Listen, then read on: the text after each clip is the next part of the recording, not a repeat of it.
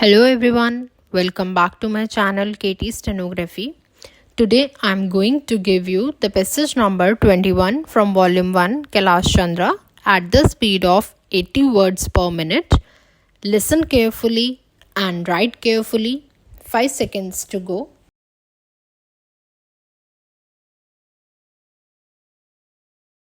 Now coming back to the question of minorities, you will please find why this particular resolution has been so widely put in that might include a religious minority as well, a linguistic minority as well, or an economic minority, as some honorable members rightly pointed out.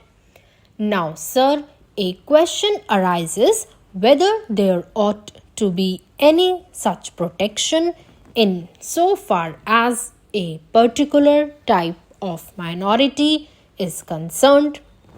I shall deal with the question of minorities at some length, but you will please find, sir, what the honorable mover wants is that there ought to be a permanent minorities commission.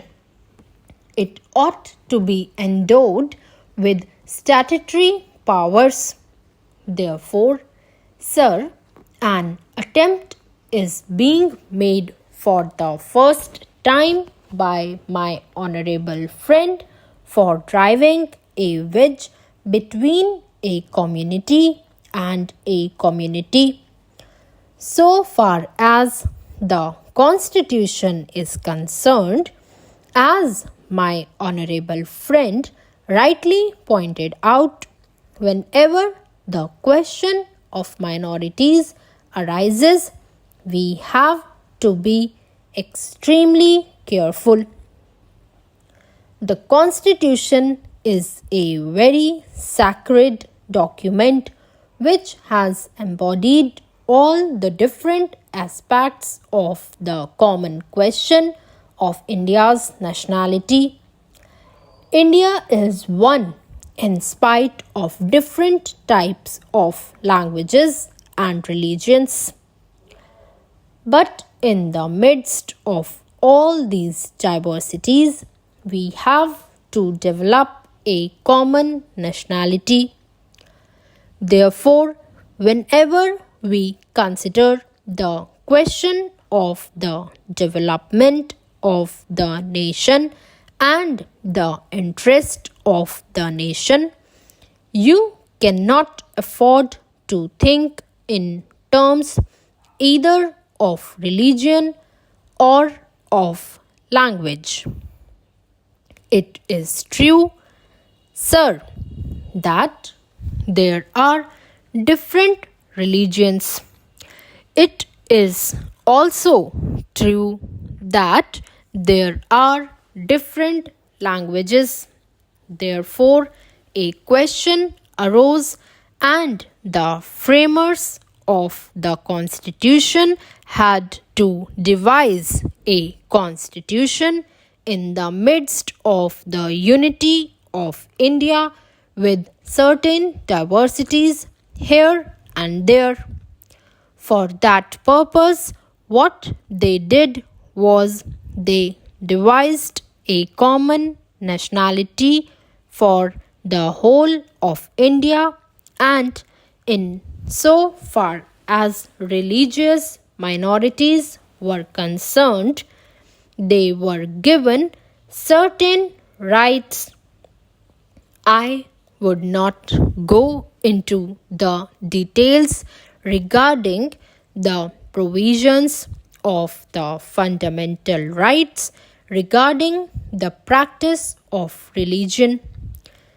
Certain rights have been given to the religious minorities, and beyond that, it would not be proper to bring in the religious minorities for political rights. For that, we have to be extremely careful. I would also point out that while we have to develop a common nationality, the members of the Indian nation have to understand that we are one nation. Therefore, certain rights in respect of religious minorities were given. They were fundamental rights, and most of them are justiciable rights. Here we stopped so far as the religious rights were concerned. Then a question arose: what ought to be the attitude of not only the government but the society regarding the languages? It was true that there were certain interests of the regional languages. Now these languages required to be developed, but they were not meant for dividing one man from the other. So, in 1956, when the states were formed to a certain extent on the basis of language, what was done was not to have a state with cent% people belonging to the regional language, because there were bound to be people belonging to different languages. That was the reason why this question was considered at great length, and the States Reorganization Commission also went into this question of linguistic minorities.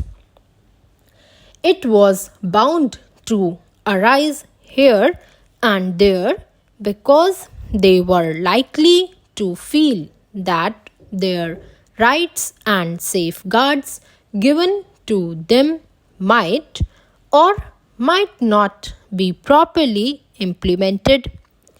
So this question was considered first by the States Reorganization Commission, and they dealt with the question whether we should have a permanent minorities commission.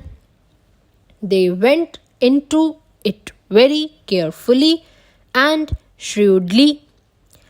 They found out that it would not be proper to set up a permanent minorities commission because the result, if not the actual effect, would be that a permanent wedge would be driven between one community and another community. So far as language minorities were concerned, they had a right so far as their own languages were concerned. They had also an obligation to understand the language of the majority in the particular state. It is only by thus coming together that the members of the two language groups would come together and would harmoniously develop. But it was found at the time when the States Reorganization Commission had to consider this, that some machinery should be devised for safeguarding the rights of the linguistic minorities only, and after full consideration, what was conceded was that only in respect of linguistic minorities certain rights should be extended and certain rights should be safeguarded and an officer should be appointed by the President for making a report on the question whether these rights of the linguistic minorities are or are not properly safeguarded. Please like, share and subscribe my channel for more updates.